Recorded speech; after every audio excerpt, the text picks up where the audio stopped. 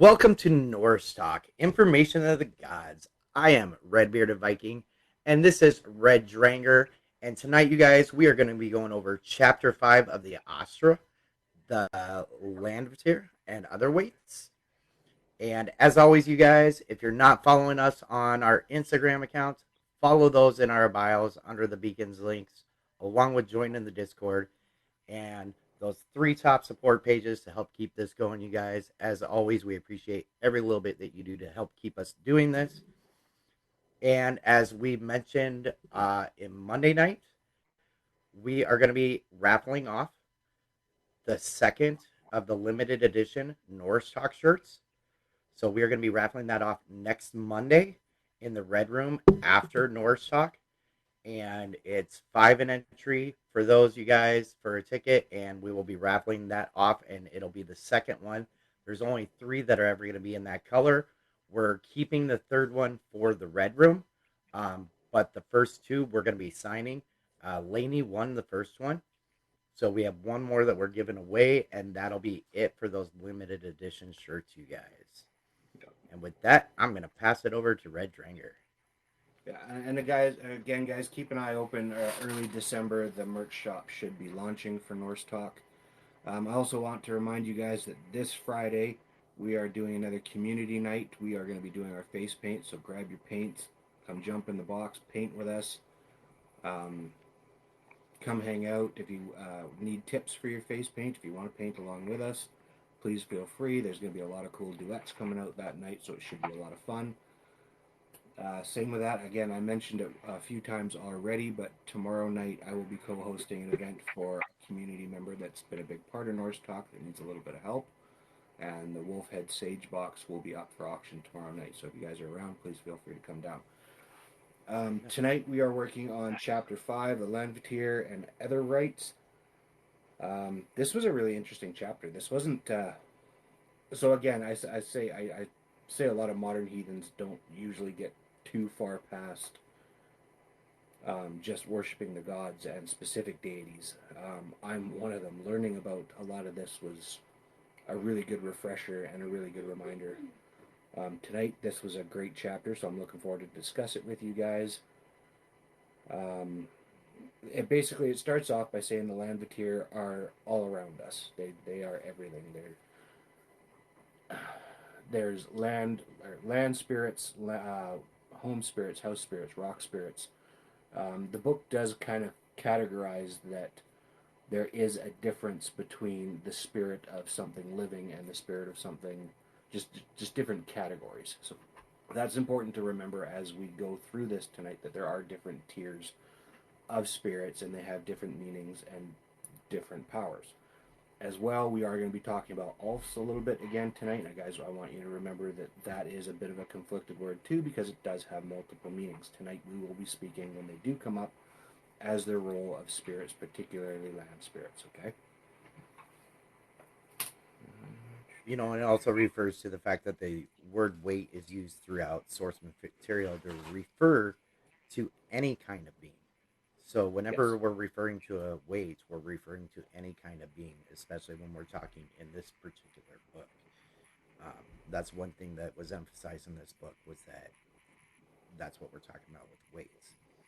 Yeah. And also, it specifies that, it's a word used to clarify everything but not colors. That Yeah. was one distinction it did make that I definitely liked, was the distinction that it made with um, the fact that it basically, anything like land, rocks, water, animals, us ourselves, you know, are weights. But weight is not referred to in a color form. Um, and then it goes, we start talking about the word elf, that looks a great deal like elf. And it has the meaning of 2 words, and they have some similarities. And they overlap in classifying land weights generally as the Ulfar specifically. And we can ask ourselves if the Ulfar are similar to the elves and fairies spoken of in other cultural folklore, Yeah. which I like that we're starting to get into the mythological aspects. And this chapter goes into a lot of the different, it goes into the giants, the dwarves, the elves, um, the different beings that they classified as monsters and everything. And that's one thing that really excites me is that I love this aspect of the learning. How did you Yeah. feel about this aspect of the learning, This was really like I honestly really enjoyed this chapter because this is an aspect of the faith that I'm not terribly familiar with. So it was really cool. I really liked the part where it speaks of the burial mounds being almost a keyway or an open way between here and the afterlife, and that is something again that goes back and outstretches not just in Norse paganism but a lot of different faiths. They believe that the burial mound is an entry point and where the veil is very thin. Um,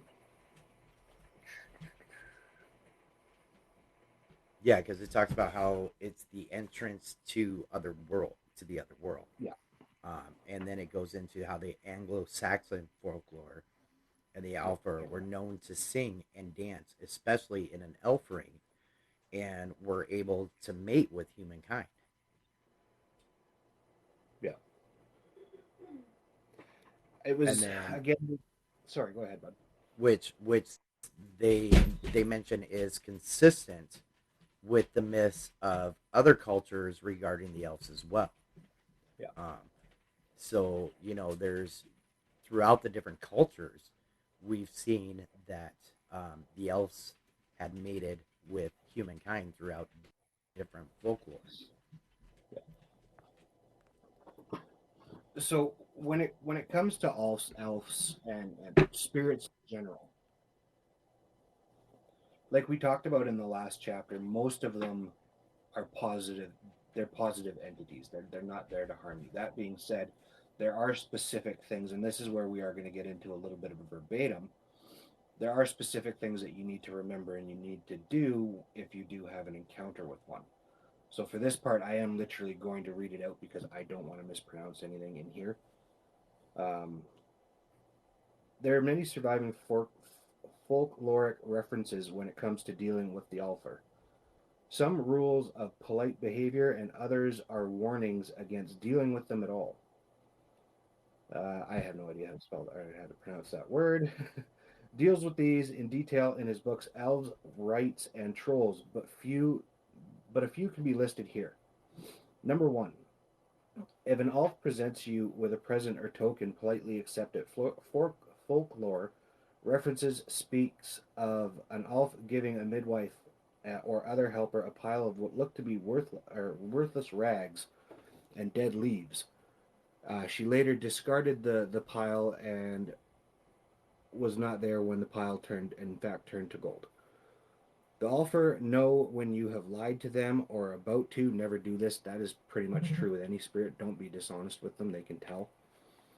Ask for permission before you set fires, move rocks, or take plants from various locations, or you risk offending them. So again, this is something that I looked into when I made my outdoor altar.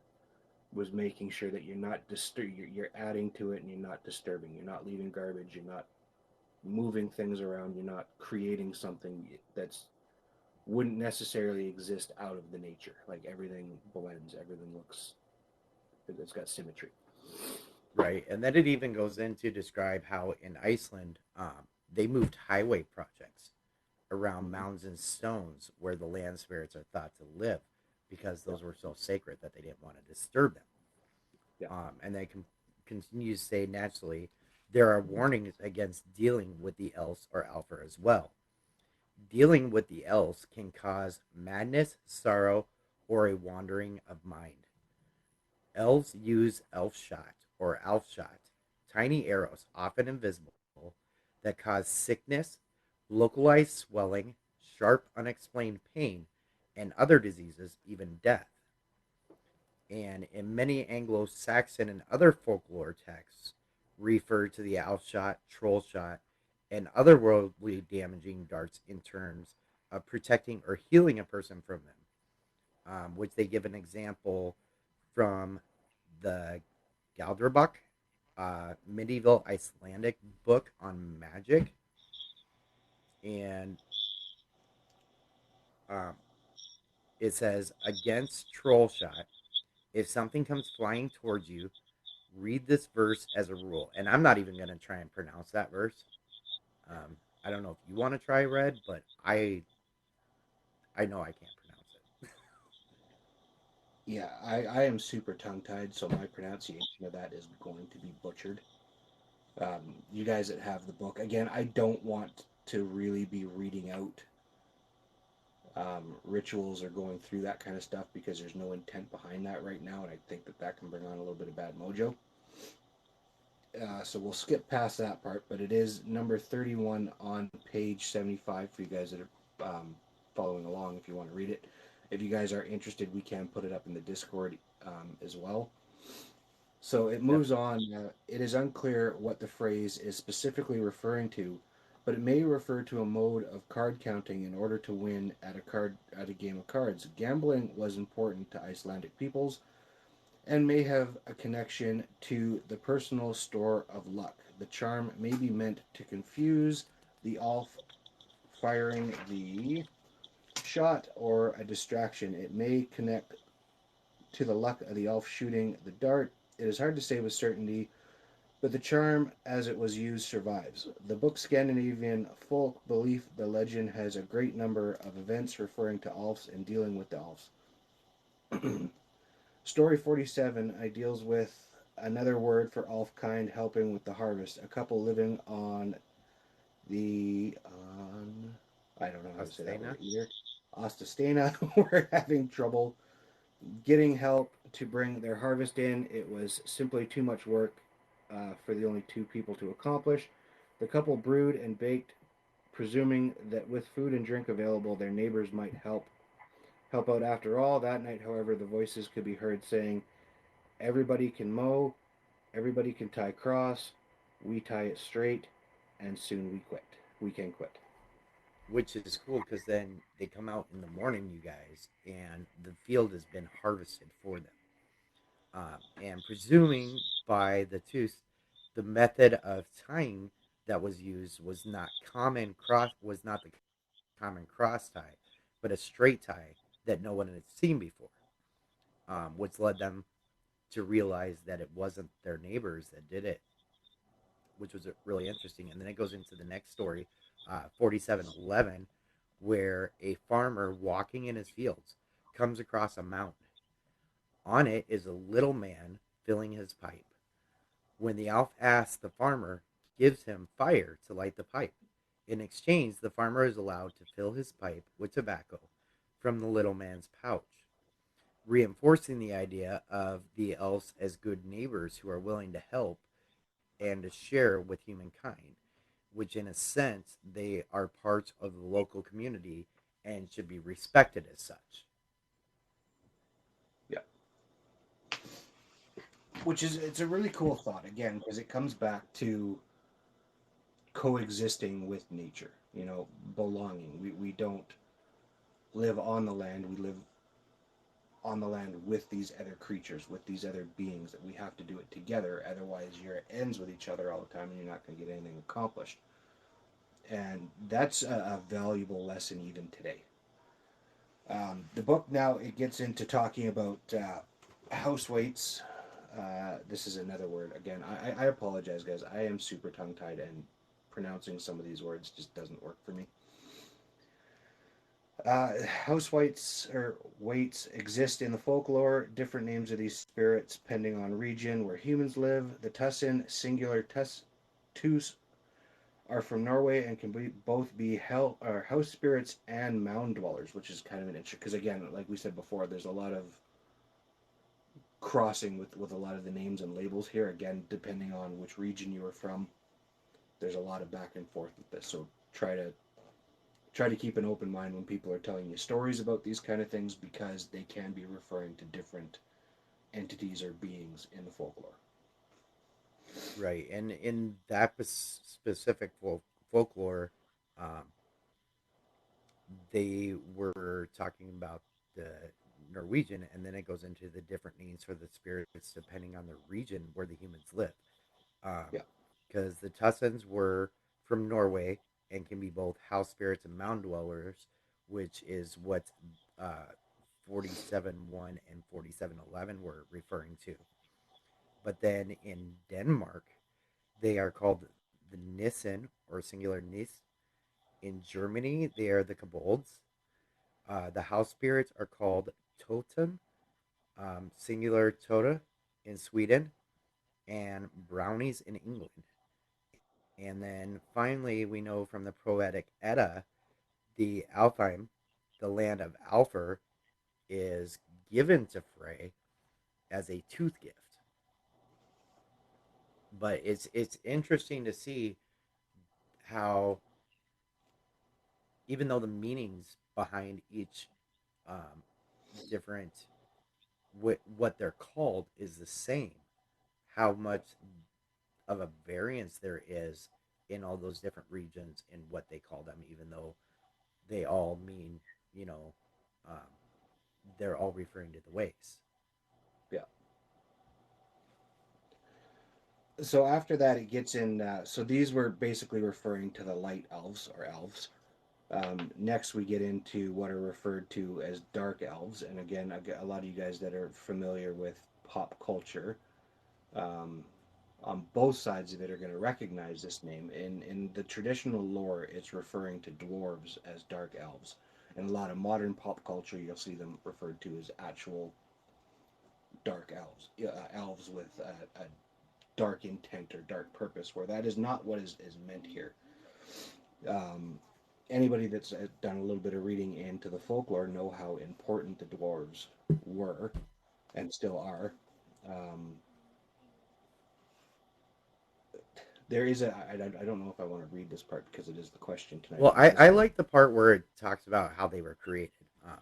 yeah, Because it says the dwarfs are created from the maggots emerging from Ymir's body after he is slain by Odin uh, yeah, and his brothers, and often described as having dark faces.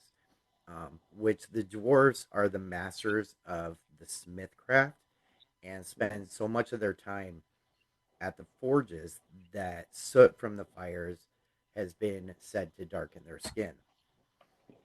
And then it goes into the dwarf Dain, whose name translates as the dead one, is called the leader of the Alfur, and they connect him more closely to the Mound Alfur than to the other dwarves.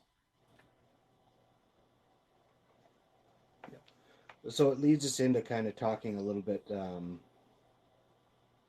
about different dwarves. The Voluspa mentions there are many types of different dwarves by name. Again, I'm going to try to work my way through this, but I'm probably going to butcher some of the names, so I apologize. Wind Elf, Threin, Durin, Bomber, Nor, Mead Wolf, Elvis, Philly, Killy, Foundling, and again, a lot of these names you're going to see very strictly attached to modern pop culture because a lot of them have been used. It leads into talking about how J.R.R. Tolkien, um, the author of the Lord of the Rings books, was a fairly big historian when it came to Anglo-Saxon North mythology, and used that as a lot of inspiration for a lot of his characters, which was a really cool thing to know. I didn't know that until reading that part today. Yeah, actually, neither did I. I didn't realize that, that's where he got some of the names when he derived the Lord of the Rings was from these folklores, Yeah, which I'm a Lord of the Rings fan, so that's actually cool to find out. I mean, that's another one of the cool aspects of some of the stuff that we're learning here is, it also plays into learning some different situations in modern time yeah, where names and stuff have come from that were used in certain movies, such as The Lord of the Rings. yeah. And then it goes into um, talking about um,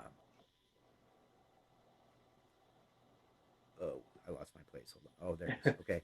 Um, having references, uh, being consulted, creating magic items, and exacting payment, which we talked about in chapter 3 when we talked about um, the necklace and Yeah. everything with Loki and the payments and everything, and then Loki challenging them to make um, even better items.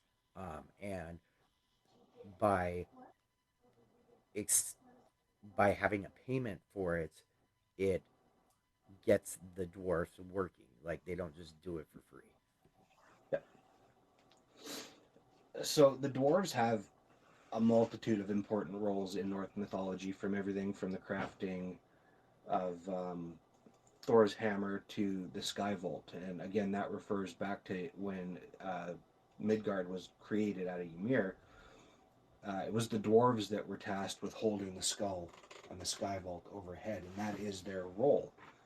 And there are a decent amount of people that do make offerings to these dwarves, in particularly because the sky is important to them. Um, there is another kind of really cool entry briefly that says there are a lot of modern heathens that believe you don't want to be interacting with these particular dwarves because they have an important job to do. They're not going to respond Well, because and they're. I like the fact that their names are in reference to the east, west, south, and north, Yeah. as in perspective of to where they hold the skull. But another thing that I found interesting, before we get too far, was when it talked about the fact that there is nothing in the lore that actually suggests that the dwarfs are particularly short. Mhm. And it only makes sense for them to be short because of the fact that they tend to live underground and practice the smith craft. But there's nothing saying all dwarfs are low in stature at all. So it's like, because when people think of dwarfs, they right away think of really short, bearded, burly men. But Yeah. there's nothing in lore to suggest that that's how they actually were. I just wanted to point that out. No, and that's an important thing to point out. The chapter continues with describing, and again, we've gone over this part period, so we're just going to do this very briefly.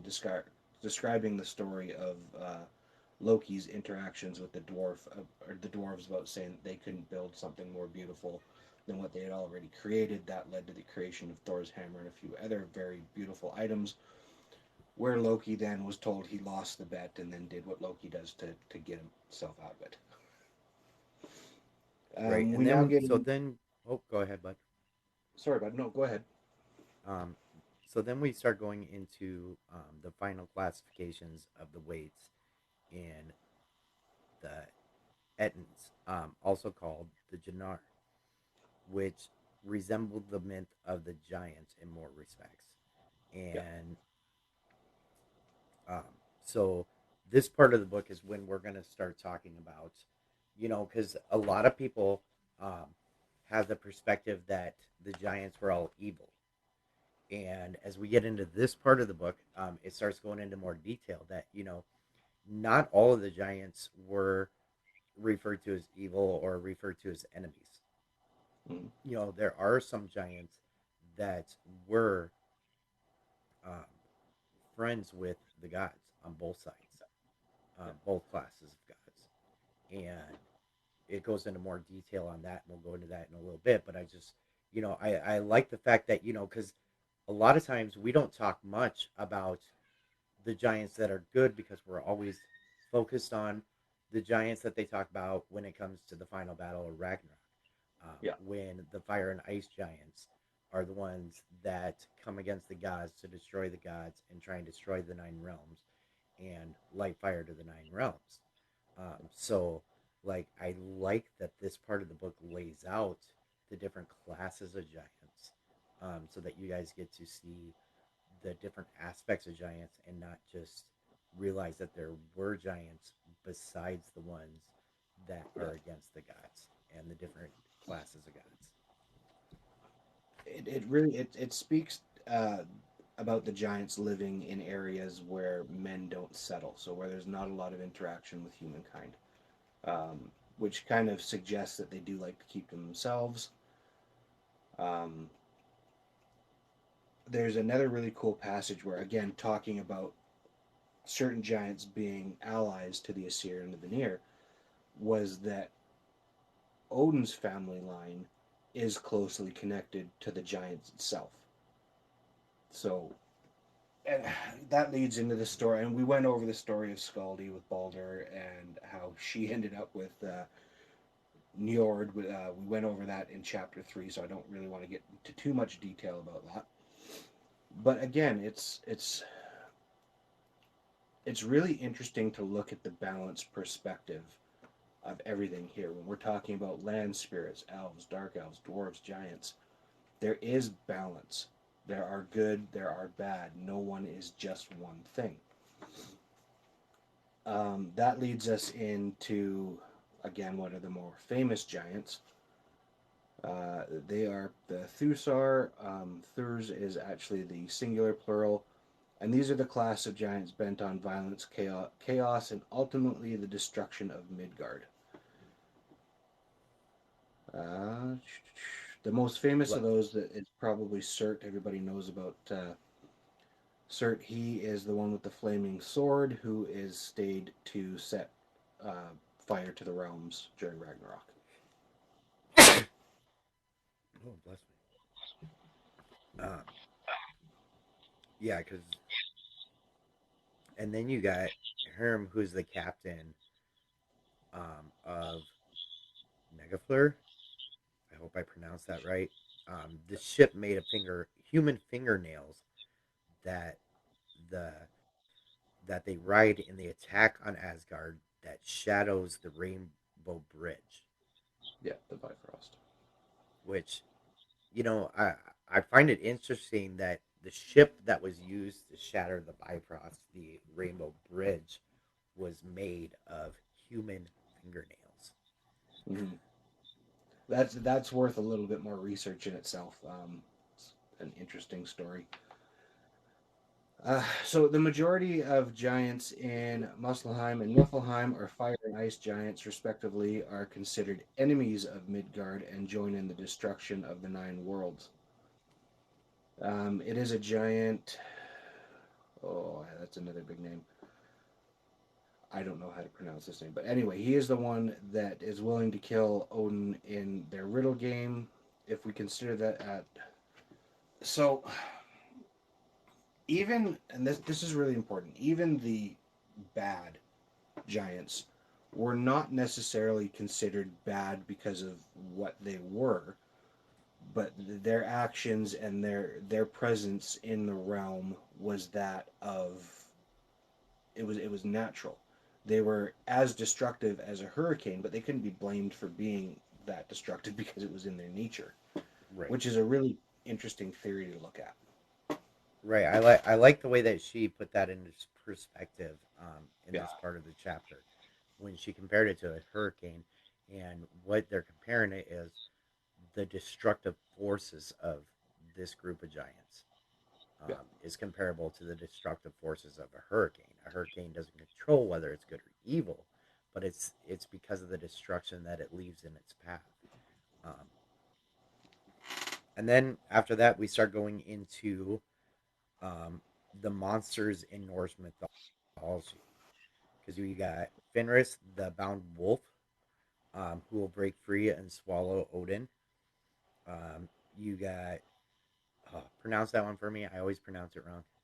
Yomingander. There we go. The Midgard serpent, who rises from the sea and poisons Thor with his breath. The troll wives that give birth to these monsters and are in themselves considered monsters. And then the eagle, whose wings beface creatures the north wind, and which translates roughly as corpse greedy.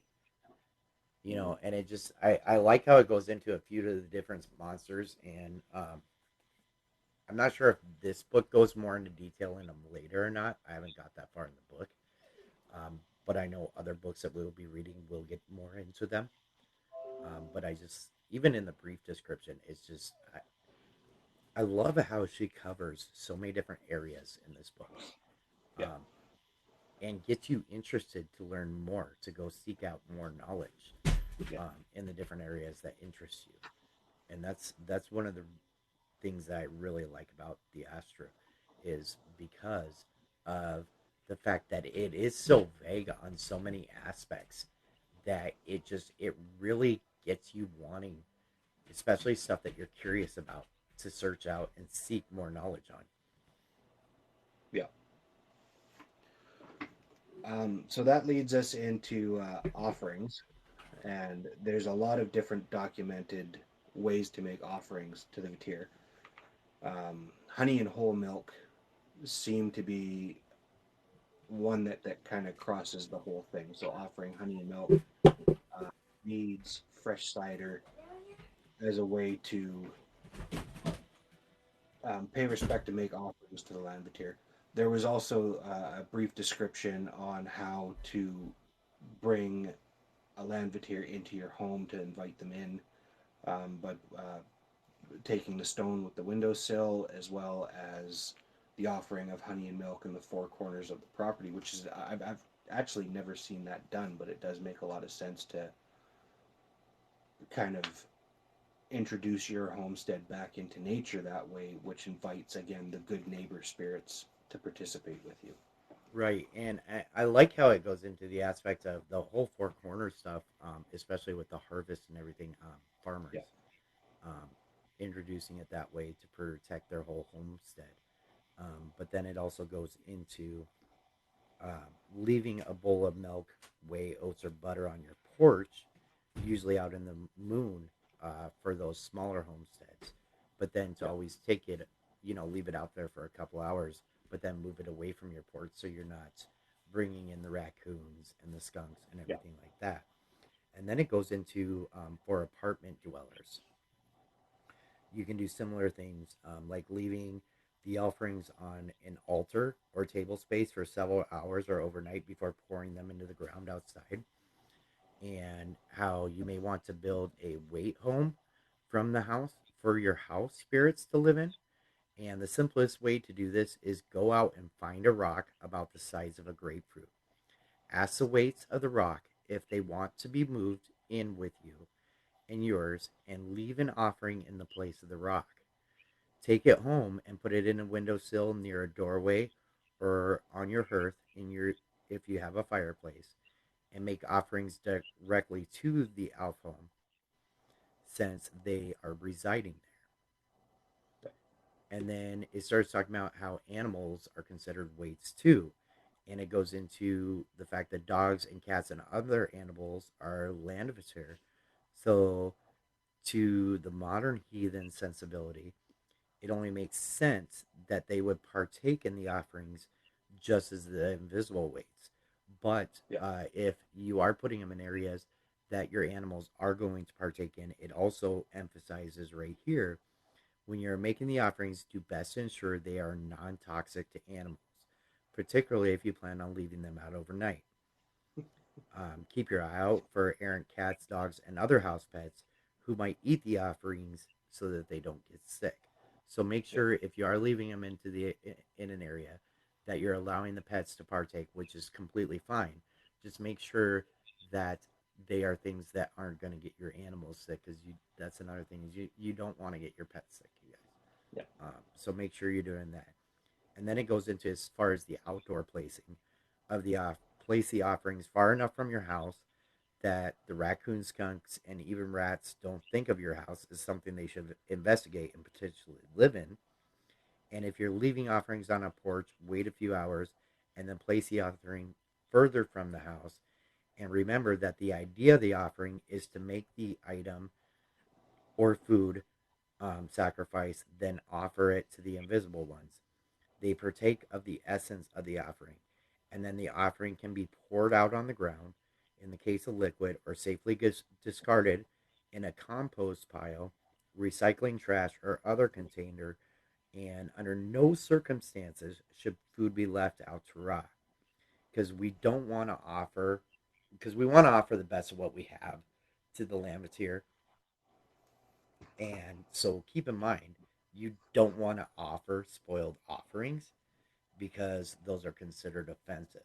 But I do like, because when we were talking about offerings earlier in the book, uh, we were discussing what to do with the offerings if you have um, your altar indoors.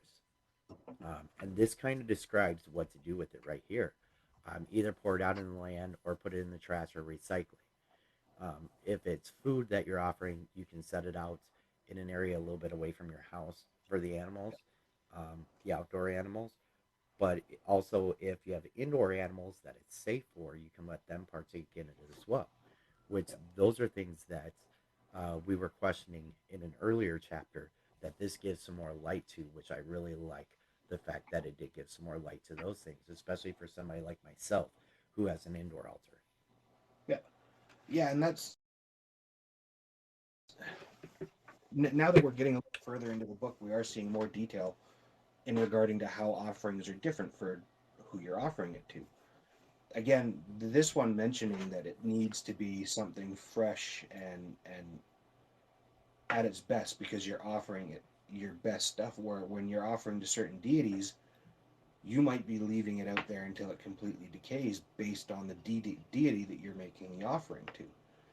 So that's again, it goes back to why this is called the faith of homework, because there are so many different theories and different ways to go about this. And this author has done a phenomenal job so far at making sure that she speaks to not just one specific group of heathens. She's not talking to just people that live in the city or just people that live on the country. She's putting in options and she's put in a lot of work in here to make sure that it's very clear that there is not just one way, that there are options for everybody's different lifestyle, which again speaks to the balance that is fundamental in the faith itself. You know, everybody has a belonging, everybody is a part of it, no matter where you are. And it's really refreshing to see how often she ties that back to everything. No, I totally agree. She's done an amazing job in breaking things down and also expanding it through the different geological areas as well, Yeah, yeah, for geographics, and explaining the differences in the different geographic areas. Even though it's brief, it's still the explanations that she gives. I think one of the things that the author was really trying to do in this book is get you excited to research yeah, more. She's giving you just enough to pique your interest, but not enough to give everything away. Because if she did exactly. that, this book would be huge. Yeah, and I think that's why this is such a valuable book, and this is why me and Redbeard spent so much time debating what we were going to use as our first book for Norse Talk, is because we could have gone into the Havamal or the Poetic Eddas, but going into those workings with a little bit, because again, this book touches a little bit on everything.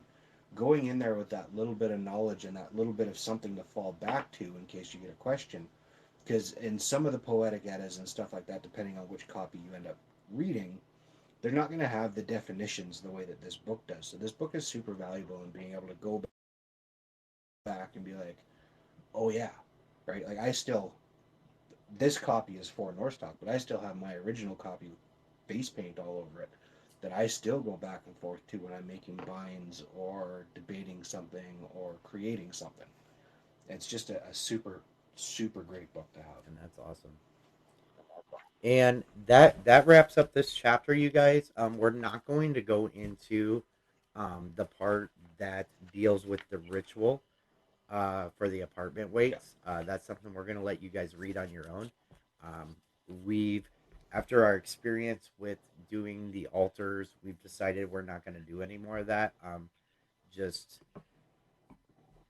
we'll let you guys cover those sections on your yeah. own and do it This, in private.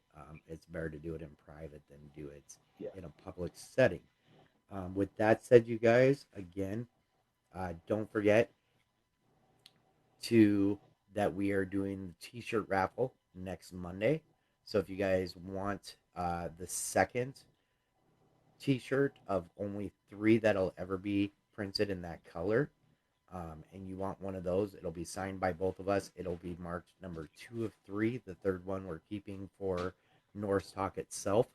But the 2 of the 3 that we first had printed, they were our test prints, came out perfect. but we're not going to use that color for a t-shirt because it's hard to see in the comments when you're sitting there. So we're going to go with different colors for the shirts. So those are going to be limited edition, and we're raffling off the second one, and that'll be the last one in that color to ever be printed. So if you want a chance to win that t-shirt, the top three links in our Discord, you guys. Also, don't forget to follow us on Instagram and follow us on our Discord. And I forgot to mention at the beginning, you guys, but our YouTube channel is up and running right now, you guys. We have the first two episodes uploaded. We're in the process of getting chapter 3 uploaded. And then we will be working on 4 and 5 being uploaded as well. Also, you guys, Friday night, we're going to be doing a community night. We're going to be doing some face paint, just hanging out with the community and just spreading the love throughout the community, you guys. So please join us Friday night for that for Norse Talk Community event, which will be at 9 p.m. Central Time. And anything else you want to add before we sign off here and jump into our question and answer section, Red? Yeah, just basically touching on Friday's live. You guys, if you have face paints and you want to face paint along with us, we are going to have that box rotating. If you want tips and tricks, hints, if you want to paint exactly what we're painting along with us and just have a go at it, we will be painting slow and kind of going over how we're doing everything. It should be a lot of fun. Guys, remember that the merch shop is going to be launching in early December here. And I know that we've talked a lot about the specific colors of the shirts with the grays, but I want you guys to also know that we have kind of a cool thing going on here where we are going to be assigning specific shirt colors to specific books. So if you are working with us through our next book, which again is going to be the Study Havamal, we are going to have a specific shirt for that. So if you want to get in, you want to get one of those shirts and show your support, that would be a huge deal for us. It helps keep us going. It helps keep us making this bigger and reaching out to more and more heathens. We want this to be a place where every heathen has the ability to come in if they want and participate, and we can't do that without you guys. So thank you very, very much for what you've helped so far. Thank you for hanging out with us tonight through this part. As always, we are really, really excited to start question and answers. And again, question and answers, it can be questions, it can be answers, it can be your thought on the chapter. If it's something that we said that you disagree with, please jump in and give us what your knowledge base tells you. That's how we learn together, and that's what this is about learning together. So guys, we will be jumping out of my live here and going over to Randy's so that we can be using the boxes. So all y'all that are on my side, I'll get you to, if you don't mind, please start making your way over to Redbeard's side. And with that said, we'll also take a break before we start up that part of tonight, you guys. But in the meantime, as always, you guys, it's a we thing, never a me thing or a him thing or a you thing. It's about we, because we can't do it without each and every one of you. You guys are an amazing community. So stay amazing, keep creating, and be awesome. And we will see you guys in the question and answer.